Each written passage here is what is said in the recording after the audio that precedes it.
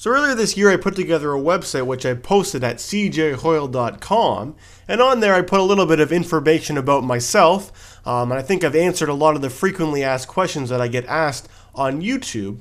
But one of the most interesting, or one of the coolest things in my opinion that I put on there is something that I call TorontoView. So on the TorontoView page, there's an image of the skyline of Toronto, and if you look in the bottom left-hand corner, there's a date and time. And this is actually a live webcam image that I'm filming from in my apartment, and I have a system put together which refreshes every 30 seconds and takes a new picture. So you're always able to see a live view of what my view looks like from in my apartment. So it kind of gives you an idea of what the weather looks like in Toronto at a given time.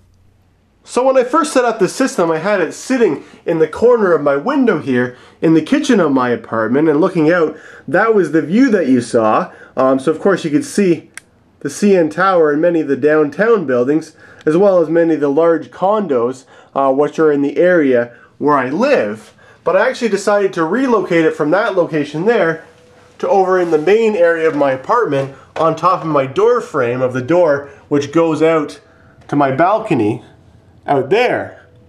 The main reason why I relocated it here was because over here, as you can see, there's a crane and a construction site, and there's actually a new building which is going up there.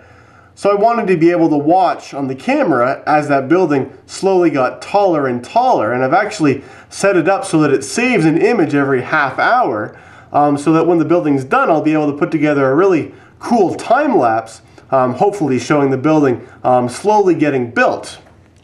So this is what the camera itself looks like. It's really just an old webcam that I had that I really wasn't using. It doesn't take, the greatest quality photos, but since it's really just, a low resolution image which I'm uploading every 30 seconds, I don't find that that's a huge problem. It takes, good enough pictures for what I'm doing it for. And I actually built this custom base for it because I wanted it to stay stationary. This is the base that the webcam came with, and it was designed, to be really easy to move around, to be able to set up for different shots. The base tilts there, and up here as well, this thing would tilt in that orientation there. But since I'm doing this time lapse, I'm really, hoping that the camera isn't going to move. I didn't want there to be any chance that if I bumped it or something, that all of a sudden, my webcam would be facing a slightly different direction, and it wouldn't, work as nicely for the time lapse. So this webcam was primarily designed for indoor use, and when I first tried it out the window, I found that the images were way too bright. It really just wasn't designed for that much brightness. I did try playing with some of the settings in it, but really wasn't able to get it too much better.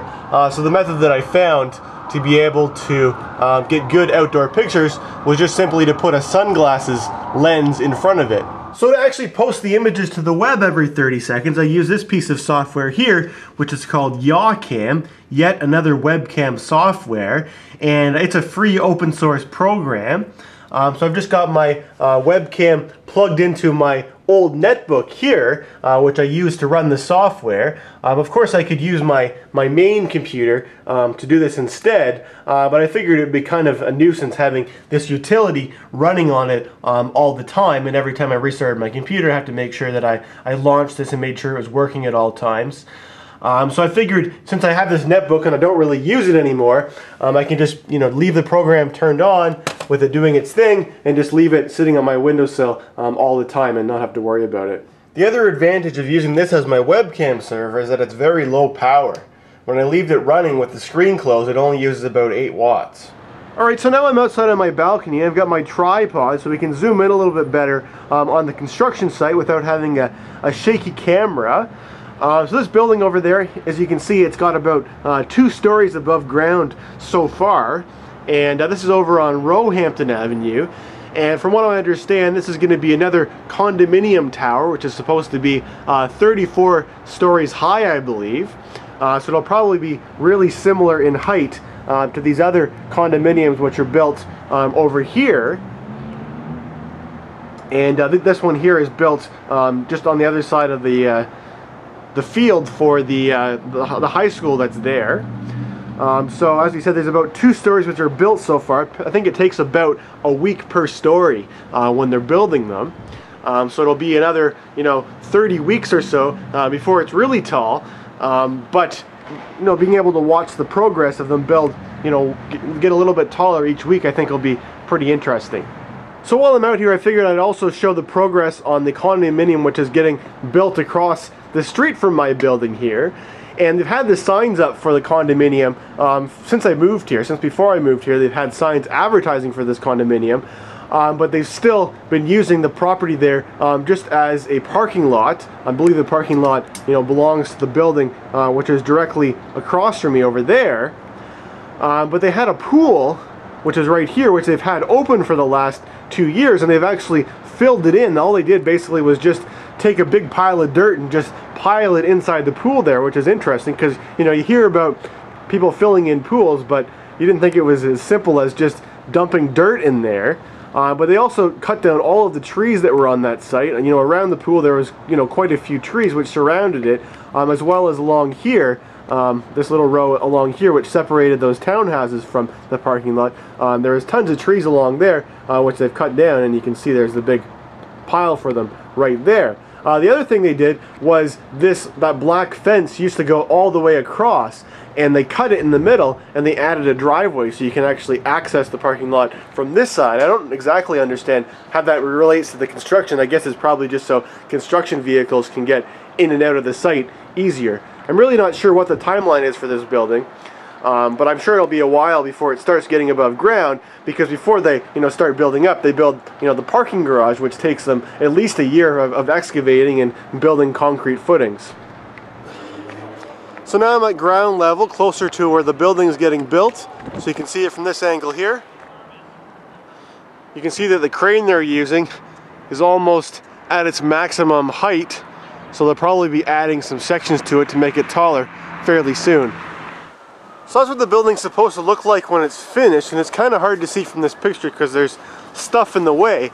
But as you can see over here, the bottom 5 stories are going to be wider. It's going to get narrower as it gets taller after these first 5 stories. So right now, as I said, we're at story number 2. So they got another 3 stories, which are going to be about this size with that footprint, and then it'll probably get narrower further up.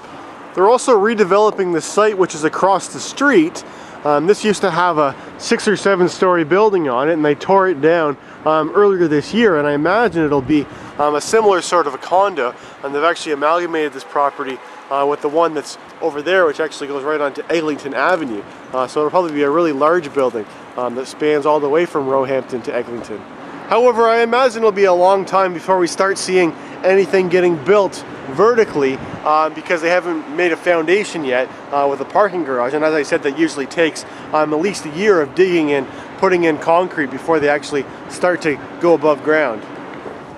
So now if I zoom back in on the building with my camera, the balcony there with the owl on it is my balcony, and right above where the owl is where my TorontoView camera is. So right now I'm standing in this parking lot beside this orange car and blue truck, and if I look on my TorontoView camera on my phone here, you can see the orange and the blue, and then there's a speck that's right there in the center of the screen, and that speck is me right now. Anyway, I hope you enjoyed this video. Please check out cjhoyle.com, and thanks for watching.